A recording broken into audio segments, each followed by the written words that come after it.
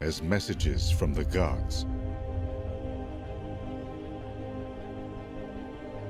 As supernatural winds that blew from the realm of spirits.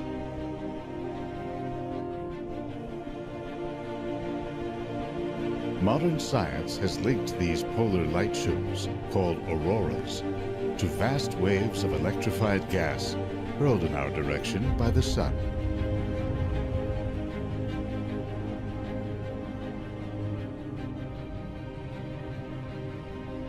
Today, researchers from a whole new generation see this dynamic substance, plasma, as an energy source that may one day fuel humanity's expansion into space.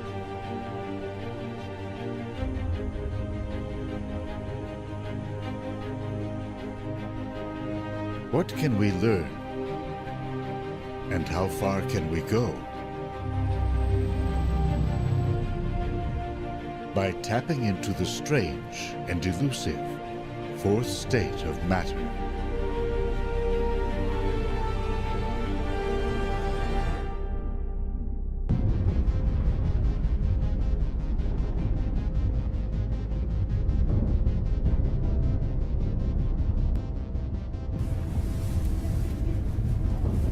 A small cadre of scientists has come to Fairbanks, Alaska, to realize what may seem an impossible dream: to revolutionize space travel.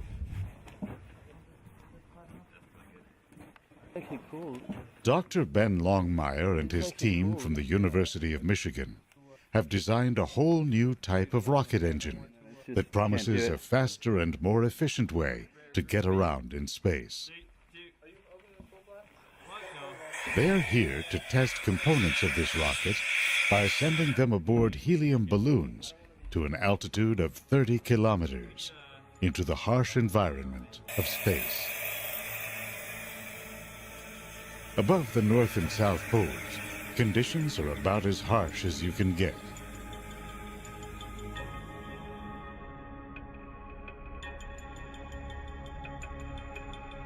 Our planet is bombarded with a steady stream of charged particles from the sun.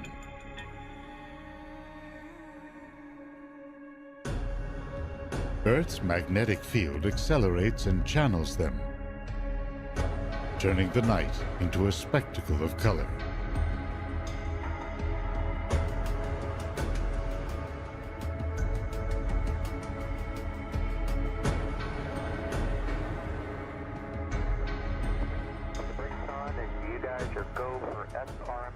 While most astronauts train to live and work in zero gravity, or to move around in bulky spacesuits,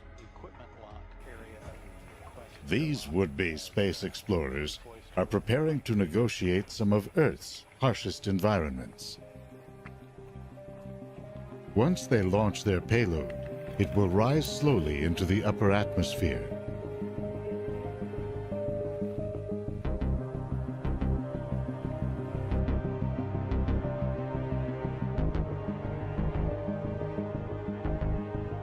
After drifting through the night, above 99% of Earth's atmosphere, the payload will detach from the balloon and parachute down to the ground.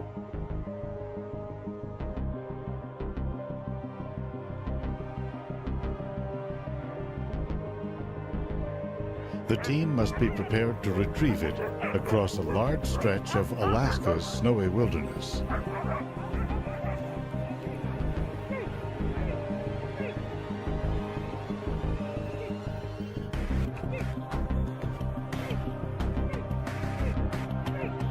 To understand the revolutionary nature of the idea they are pursuing, we go back to the dawn of rocketry.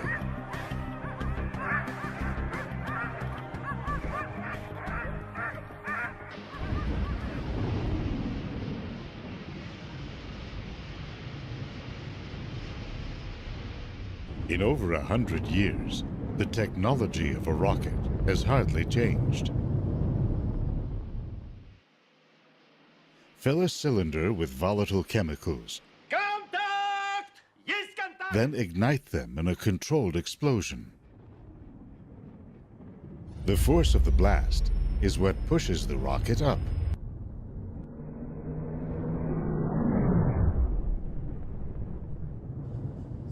Nowadays, chemical rockets are the only ones with enough thrust to overcome Earth's gravity and carry a payload into orbit. But they're not very efficient. The heavier the payload, the more fuel a rocket needs to lift it into space. But the more fuel a rocket carries, the more fuel it needs. One of the fabled Saturn V rockets of the Apollo era, for example, weighed in at 177,000 kilograms. Filled up with fuel, it weighed almost 16 times that.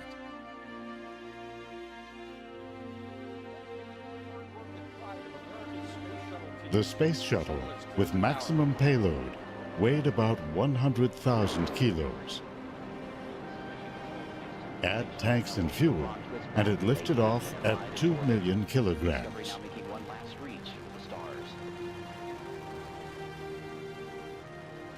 Regardless of weight, for a spacecraft to escape Earth's gravity, it must reach a minimum speed of 40,000 kilometers per hour.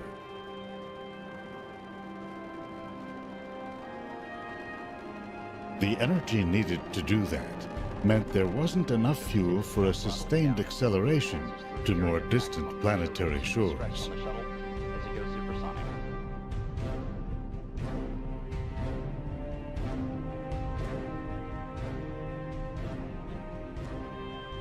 Most missions beyond Earth have relied instead on their initial launch speed to coast to their destination.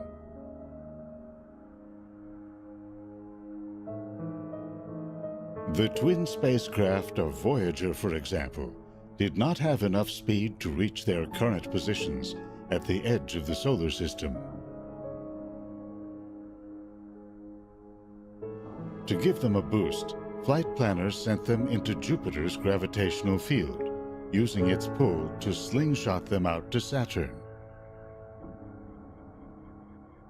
Voyager 1 used Saturn to accelerate to almost 63,000 kilometers per hour.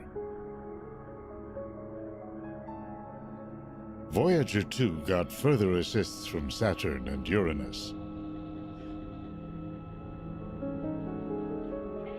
Ben's rockets promise far greater gas mileage than traditional chemical rockets, but with enough power to reach distant targets more quickly. The idea is that once in space, his rockets use electricity to create a weak force, which over time can accelerate them to very high speeds. They run on the same fuel that nature uses literally to power the cosmos.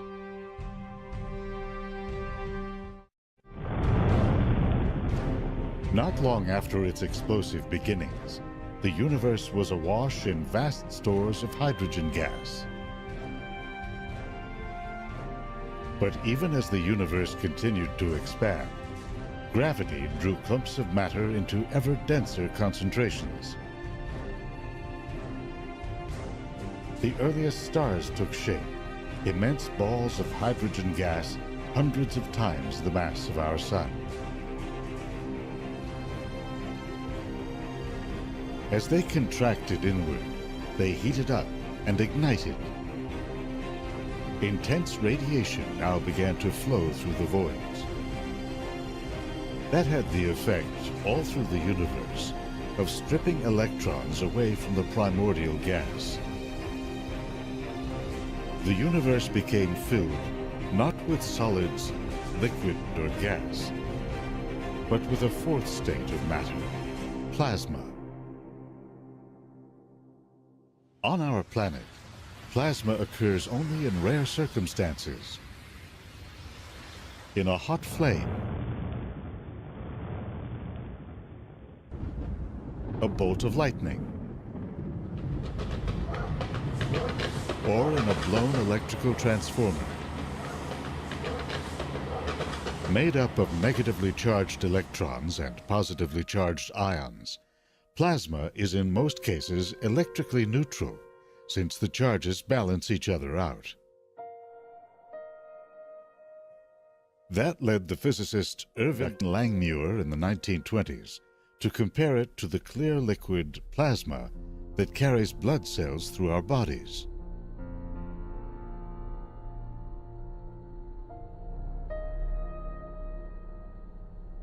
The development of radio led to the discovery, high above the Earth, of a natural plasma ceiling, the ionosphere.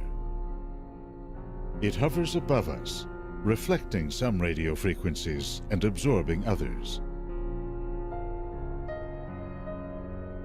Its importance became clear when engineers noticed that radio waves could, under some conditions, travel beyond our line of sight.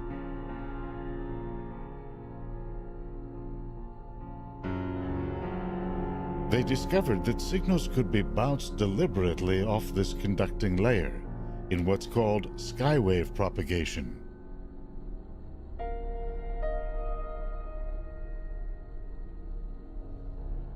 In World War II, a whole new age of global communications came of age when radio was used to execute complex worldwide logistics of troop and ship movements.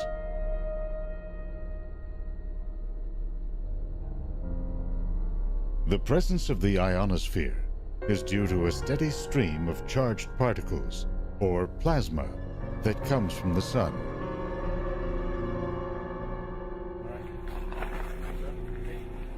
A spacecraft with complex computer components must be able to survive constant exposure to these particles.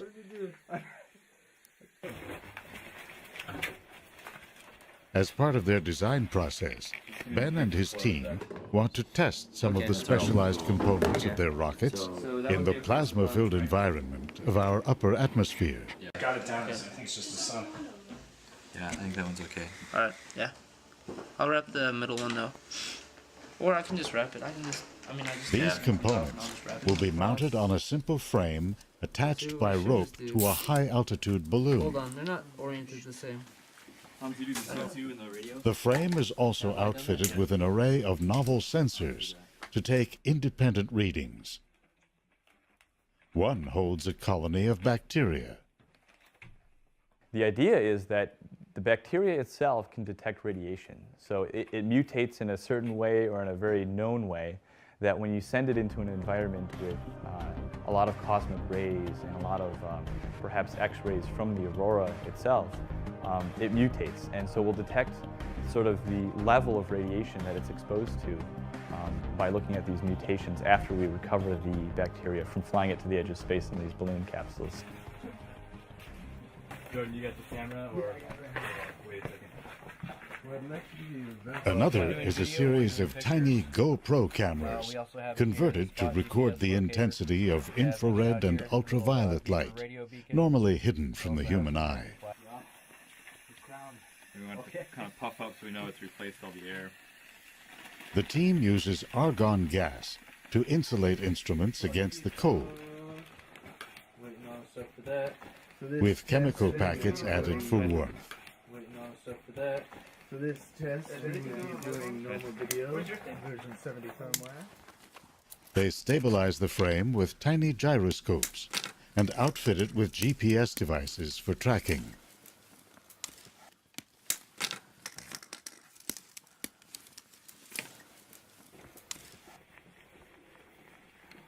Cool.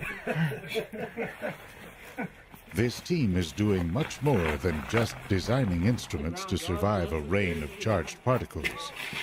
Their goal is to design spacecraft that actually harness the explosive properties of plasma.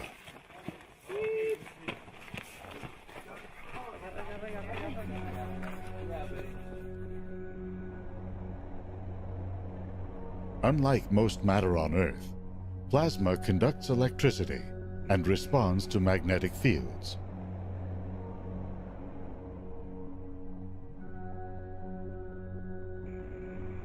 In space, these properties influence the formation of structures like galaxies and nebulae. and they play a role in some of the most violent processes in the universe, such as the formation of a black hole,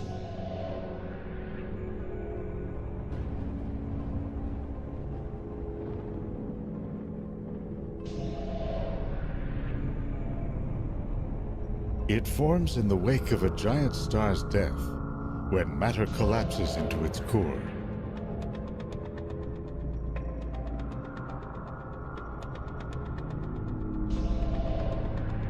It swirls in along what's known as an accretion disk. Magnetic fields take shape on the disk, rising and twisting around the polar regions.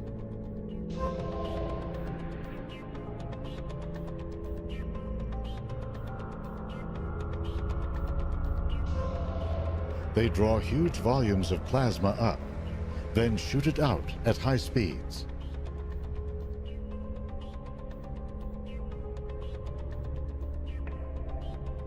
These plasma jets can extend far beyond the largest black holes. You can see them blasting continuously from the centers of galaxies, reaching thousands of light years into space.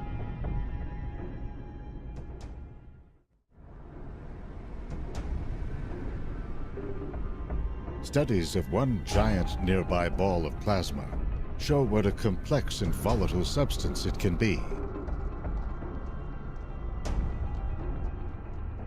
In the core of our sun, high heat and crushing pressures cause hydrogen atoms to crash together. That sets off a nuclear reaction in which hydrogen atoms fuse into heavier ones like helium and carbon, generating heat. This heat slowly rises to the surface of the sun in vast plumes of plasma. You can see evidence of this process, called convection, in a pattern of ever-evolving blobs known as granules. They are like the tops of thunderstorms. Even as energy builds within, the sun's gravity and density can stifle its escape. What carries it out are magnetic fields.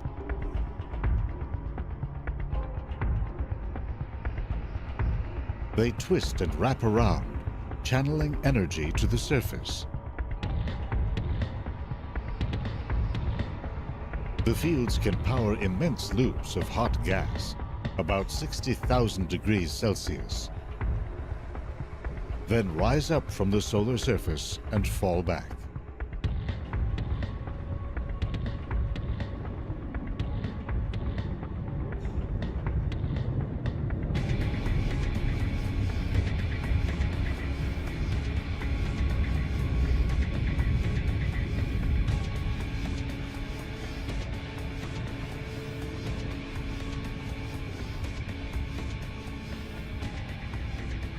The largest eruptions, called coronal mass ejections, can reach up to 3 million kilometers per hour as they hurtle out across the solar system.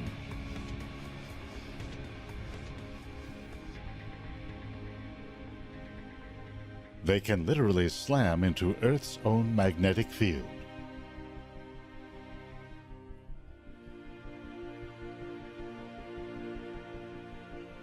Because solar particles are charged, a portion follows the orientation of Earth's magnetic field lines. Finding an opening at the poles, they race down into the atmosphere.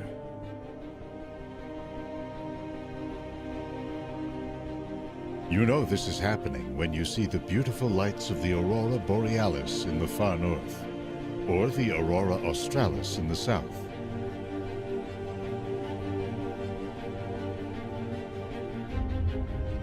They appear when charged solar particles collide with oxygen molecules in the upper atmosphere, causing them to glow blue, red, and green depending on altitude.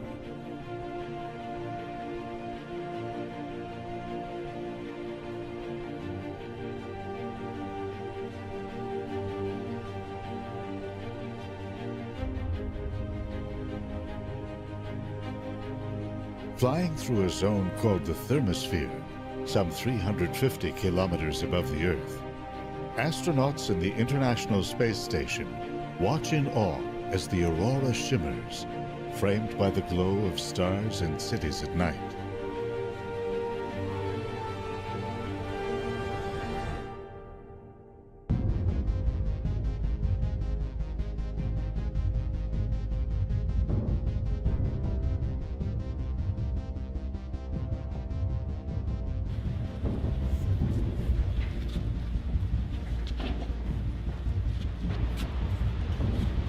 Back in Michigan, Ben and his team have set up a lab to pioneer a whole new generation of plasma rocket engines.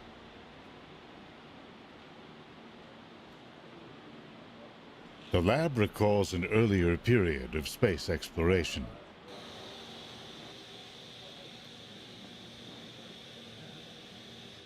It features a giant vacuum chamber built in the 1960s in hopes of winning a contract to test Apollo moon rovers. As part of all the facility upgrades that Roland has done for the X3, some of these should be able to... The chamber has given this small university team the ability to accelerate their research into the physics of plasma and rocket engine design. The tubing for the gas lines don't affect the thrust measurement. So by having these extraordinarily flexible wires, these wires... They are actually part of a larger community of plasma rocket scientists within NASA and within private companies like Ad Astra of Houston, Texas.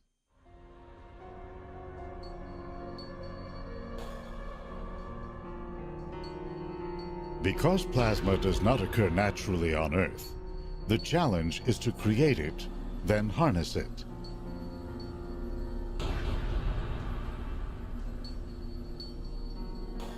The teams inject a gas, commonly argon, into a chamber.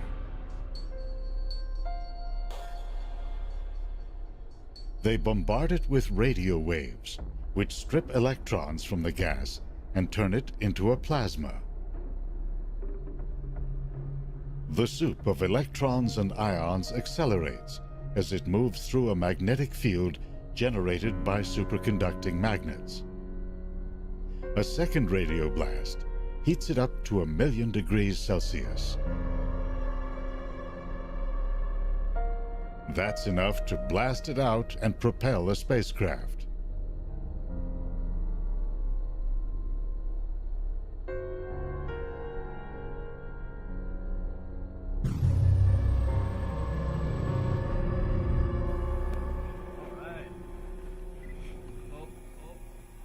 The idea of using plasma to power rockets is not a new one. Over here? Yeah. Okay. 3, 2, 1. Go! No spin, look at that. The Polish physicist Stanislaw Ulam is said to have been inspired by atom bomb tests in the 1940s. He speculated that waves of plasma from small nuclear detonations could propel a spacecraft to extreme speeds. In the 1950s, that idea animated dreams of exploring the solar system in spacecraft like this 360-ton Mars-bound vehicle.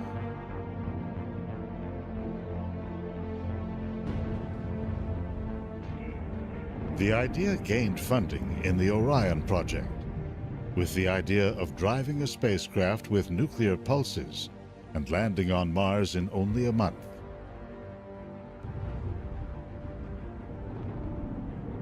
Concerns about radioactive exhaust helped doom the project.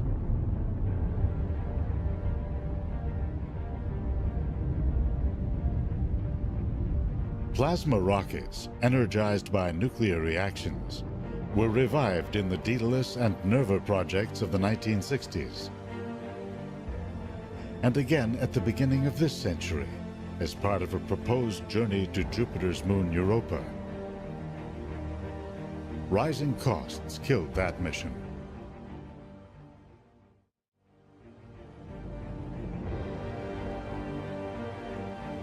Newer plasma rocket concepts have switched to solar energy to power their engines.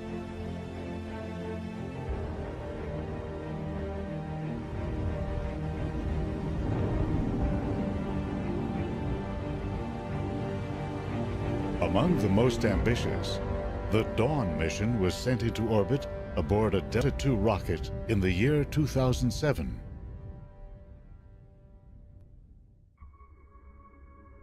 It then headed out on a 10-year mission to the asteroid belt. It uses only about 10 ounces of xenon gas fuel per day. With engines designed to fire for over 2,000 days, over time, it is expected to gain an additional 38,000 kilometers per hour.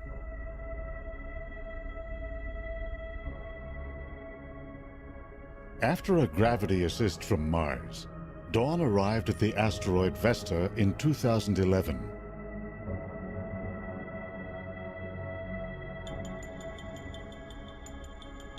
It spent a year mapping its surface and seeking clues to its interior structure.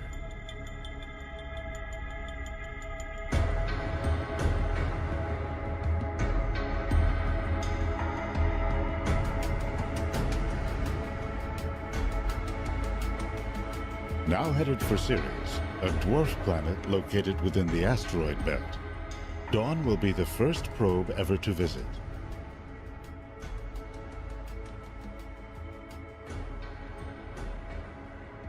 Made up of rock and ice, Ceres may well have an internal liquid ocean.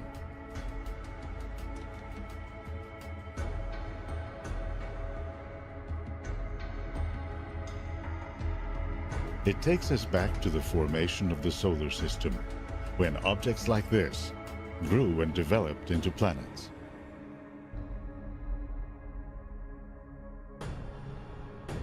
Long-range missions like Dawn are just one of many uses for plasma rockets. So NASA launches spacecraft with ion engines and Hall thrusters on board. Almost every new geostationary satellite that a company will invest in and put up in orbit will have some sort of electric propulsion device on board to do station keeping, so to do little changes in attitude and maneuvers to keep it in its geostationary orbit. NASA is planning to use a plasma rocket to do some even heavier lifting as early as 2016.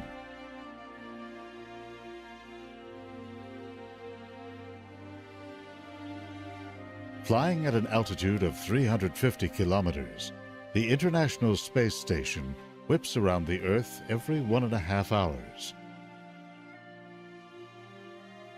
To stay aloft, it must maintain a speed of 28,000 kilometers per hour. But its solar panels and crew modules smack into so many tiny molecules in the upper atmosphere that it gradually slows down and loses altitude. To stay aloft, the station uses up around 4,000 kilograms of fuel per year. That fuel must be flown up from Earth, which in turn reduces the amount of food, water, people, and equipment that a resupply mission can deliver. The idea is to use a plasma rocket to help boost the station to a higher altitude.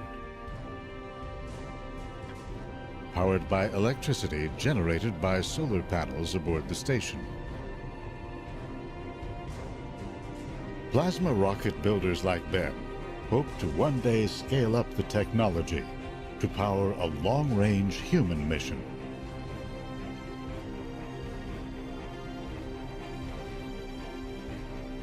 After weeks spent accelerating in Earth orbit, the rocket would make a break for Mars.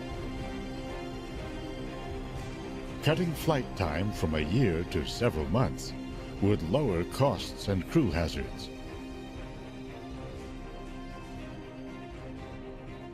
In the meantime, Ben has his sights set on what he sees as an even larger revolution in space exploration. Using plasma rockets to power a fleet of miniature spacecraft.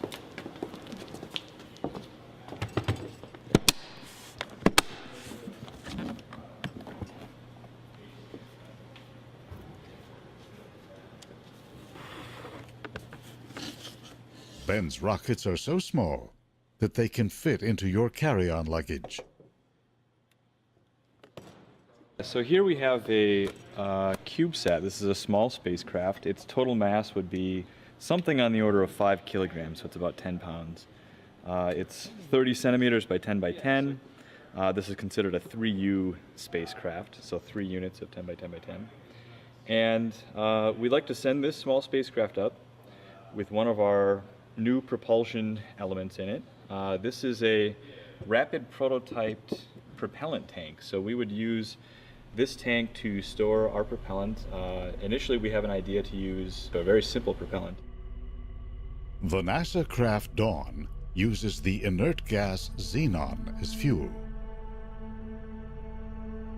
Ben's team has turned to another type of fuel that's more compact, can store more energy, and is less volatile. Distilled water.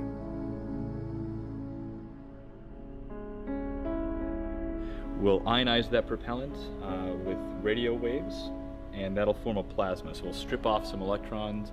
We'll have the sea and collection of ions and electrons. We then accelerate, we superheat that plasma, and then we accelerate it through a magnetic nozzle. So the plasma never touches a material boundary, so it doesn't cool off. All of that would be contained within this spacecraft. So the propellant tank is designed to be the right size and dimension, and we'd have a propulsion module within the CubeSat itself. This is an early prototype circuit board, just this component that would sit inside of the CubeSat, and it would take the DC power from some sort of solar panel on the surface, change that DC power into our radio waves that we need to ionize the propellant into a plasma. We then shoot this plasma out the back, and we apply just a little bit of force. It's not a whole lot. It's something like the force of a sheet of paper sitting in your hand.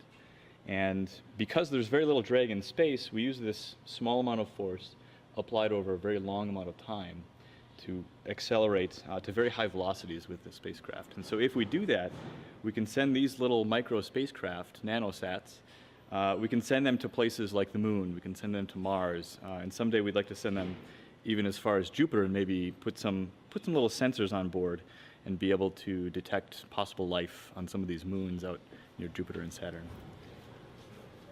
So instead of a $1 billion NASA mission to explore the moons of Jupiter, we can get away with something like $1 million spacecraft mission with one of these small sats. And so that's the real advantage, being able to have a very low barrier to entry financially and technologically to make some of these innovations really quickly, go fly them, go fly often, and make these discoveries.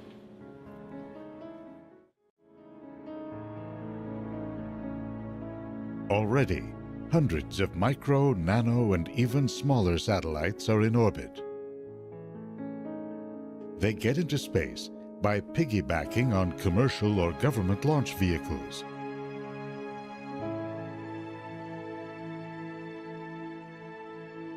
Their missions range from communications and intelligence to Earth imaging.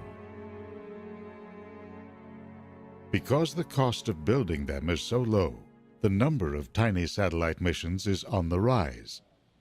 Yeah, there was no other satellites up there. With an array of plans already materializing, the team is tapping into satellite traffic and orbital communication systems. Looks like we won't quite go over to the ground station here.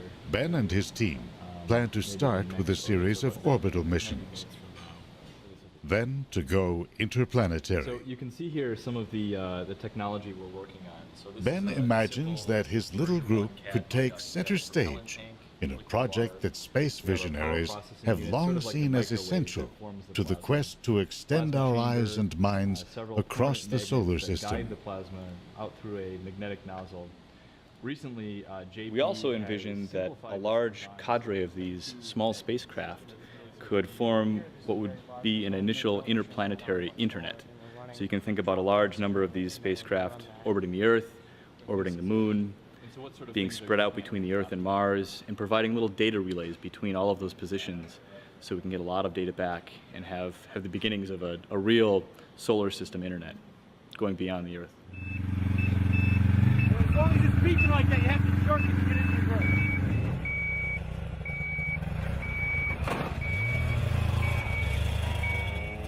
Back in Alaska, their latest payload has flown all night at an altitude of over 100,000 feet.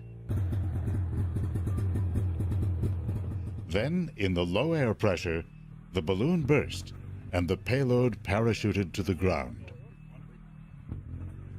Point at it. Yeah, so this is our Garmin GPS. We've got a waypoint. From GPS signals given off by the payload, they have a good idea of where it is. We've plugged in the coordinates, and this is going to be an all-day adventure. It sounds like we've got 5 miles. But that doesn't mean retrieving it will be easy. It's going to be rough going at No, the we're end. right here. And see where it says Sled Road? Yeah. That's the trail we're going to be following down. John knows where there's a cutoff that's going to take us off that Sled Road over to Dune Lake. And this little pond or lake right here, just to the west, maybe about a mile north, is where we believe the target is. The payload to be, yeah. So we're going to come down here, we're going to look for the turn, head out to Dune Lake, and then we're going to be off trail from here all the way up to here. Wow, okay. It's about 5 miles. All right. And then we're going to have, both Hans and I have these GPS locator devices. So we've got our first payload, Aurora 1, that we're going to go recover and track. We are going to use these snow machines to recover. We've got 2 expert guys that go track these for a living, sort of. One guy's a retired helicopter military pilot. And we've got GPS units, all the coordinates plugged in. We're about 26 miles from here as the crow flies. We're about 35 miles by trail, last 5 miles being really off trail, so we're going to have to break some new trail. The plan is to navigate well-worn snow trails and get within striking distance.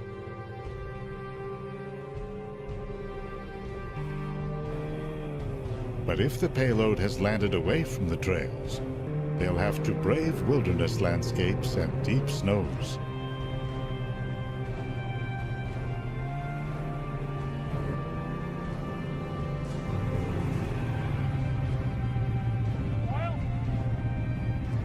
Payload is marked with that dot. Oh, so we are heading down south. We are on this road. We're heading northwest. It takes nearly all day to get to a point about 7 miles from the payload.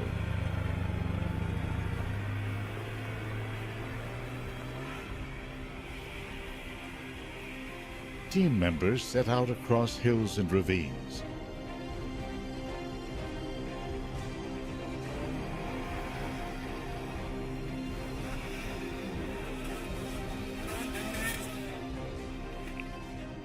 They get to within 2 miles. With time running out, they turn around. It was too far away still to snowshoe in and snowshoe back and get back before dark. Not going to happen today. We're going to go back, recoup, probably send a skeleton team down tomorrow and try for a second recovery. Really disappointing we couldn't get there. You know, I feel like we're so close. This thing came 50 miles from the initial launch site. It was floating around in the atmosphere for 10 hours. Right, I know. And you know, it's so frustrating just to get within 2 miles. Oh.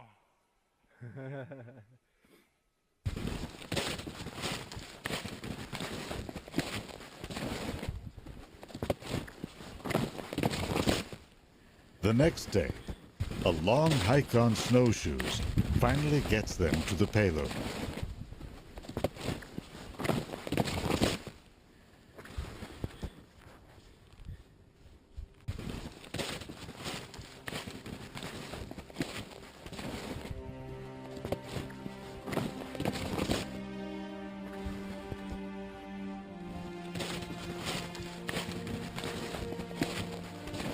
Later on, they'll say it was worth the effort.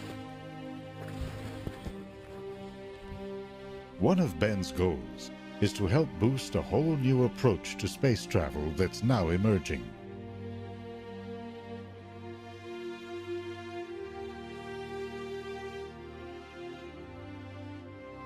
May 2012, marked a major milestone in the rise of free enterprise in space. The SpaceX company successfully docked an unmanned space capsule with the International Space Station. It followed that up 6 months later with the first commercial resupply mission. And launch of the SpaceX Falcon 9 rocket as NASA turns to the private sector to resupply the International Space Station. That's just the beginning. NASA is looking to companies to supply orbital launch services and to be long-term partners in future manned missions beyond the moon. Hoping to make big bucks, companies are developing orbital habitats and space planes, laying the groundwork for missions geared to mining, exploration, and even tourism.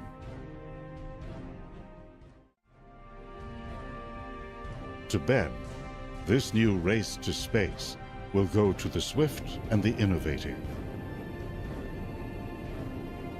Today, because of weather and winds, he and his team have chosen to launch their payload from the spectacular Ruth Glacier in Denali National Park.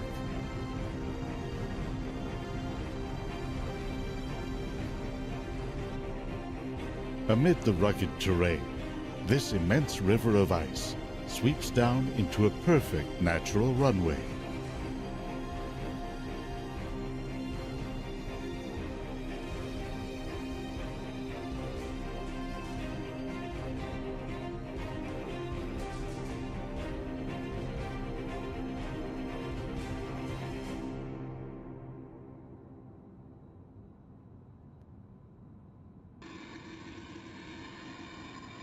The payload and frame have been pre-assembled. The team makes a few last-minute adjustments. They inflate the balloon with helium gas.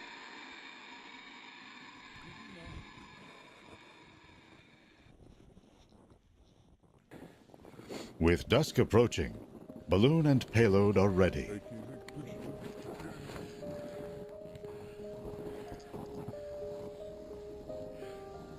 Beautiful sight.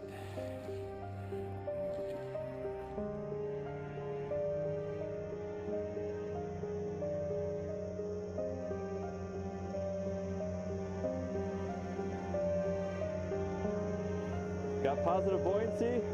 Both GPS devices are on and locked. Last camera check. Do a pan of the team.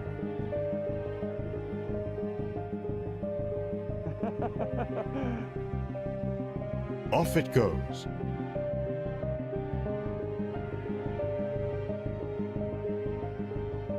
The balloon drifts up through the dense polar air.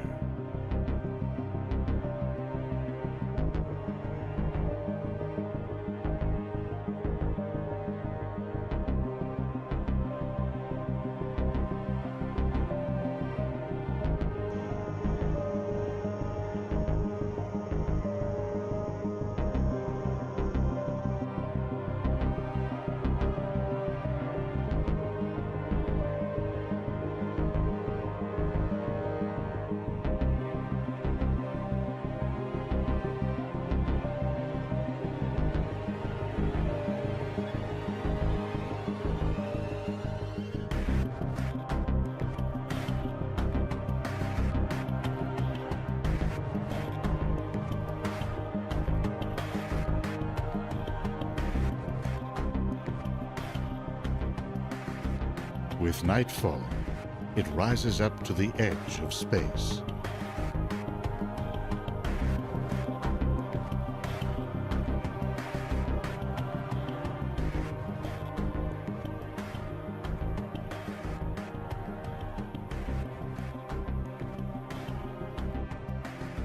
Meanwhile, overhead, a solar storm is raging.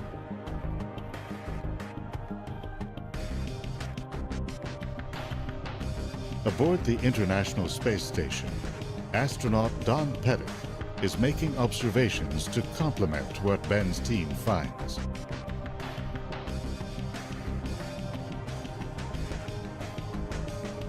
He passes over the Arctic several times during the balloon's flight.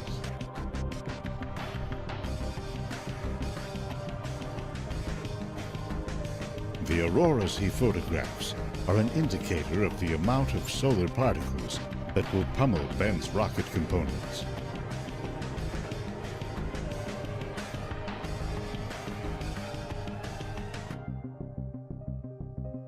This is a time of high solar activity, approaching the peak of an 11-year cycle.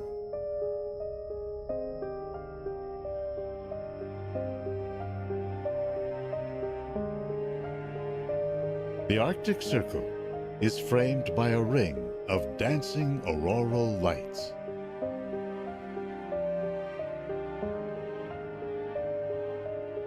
Curtains of green and red and blue drape our planet's graceful curve.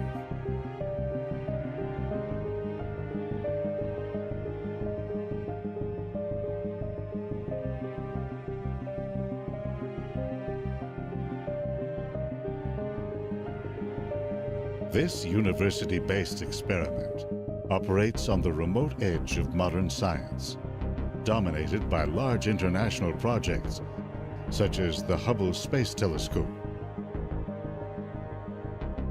the International Space Station, or the Large Hadron Collider.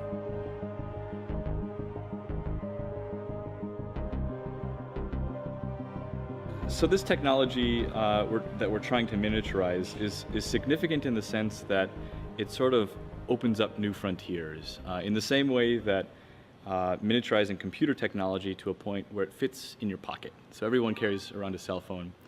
They have these miniature computers. It does a lot of data processing. It gets you to your destination by GPS. That sort of technology didn't exist 20 or 30 or 40 years ago when you had these big mainframe computers that were at national labs. So we're trying to change the paradigm of space exploration from the national lab case to the cell phone case, the miniature case, to be able to do a lot more things and improve our capability as a species.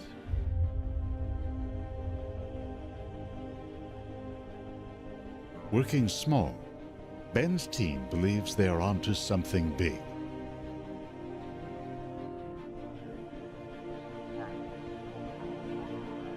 Their goal is not only to open new avenues of space exploration, but to actually seize the initiative.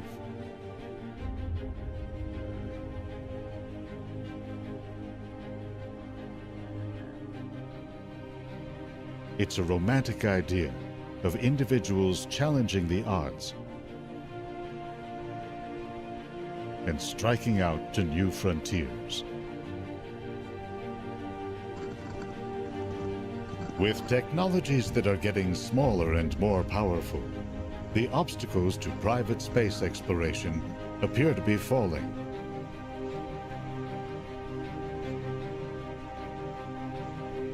Who will hold back this new breed of explorer?